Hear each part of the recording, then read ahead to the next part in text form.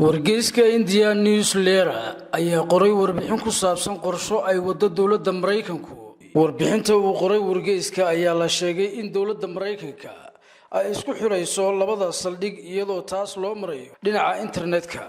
wargeyska ayaa sheegay in mashruucan la isku xirayo saldhigyada Ballidogle iyo Camlemonia ee Soomaaliya iyo Djibouti la siiyay shirkad isgaarsiineed oo laga leeyahay dalka dibadiisa.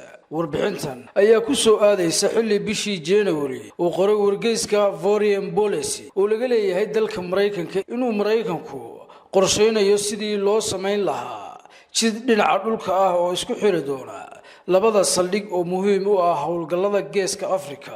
dawladda Mareykanka ayaa dhismaha saldhigga Ballidogle u qorshaysay in lagu dhiso adduun lacageed oo gaaraya ilaa 12 milyan oo dollarka Mareykanka ah. dhismaha garoonka Ballidogle ee Soomaaliya ayaa ku soo aadaya xilli dawladda Mareykanka ay dhawaan sheegtay inay Soomaaliya u soo dirayso 450 askari oo Amerikaan ah oo qayb ka noqon doona howlgalka ay ka wado Soomaaliya. kooxda Al-Shabaab ayaa dhawaan weerar ku bilowday isqarxin ku qaaday saldhigga dawladda Mareykanka ee Ballidogle inkastoo uu weerarkaasi noqday mid fashilmay kadib markii ciidamada dawladda Mareykanka ee ku sugan Ballidogle ay iska caabin xoog leh sameeyeen. dawladda Mareykanka ayaa sheegtay inuusan weerarkaasi wax saameyn ah ku yeelan doonin howlgallada saldhigga Ballidogle ka socda, waxayna ciidamada dawladda uga mahadcelisay sida ay isaga difaaceen weerarkaasi sida weyn loo soo qorsheeyay. ومحمود سليمان، Somali News TV.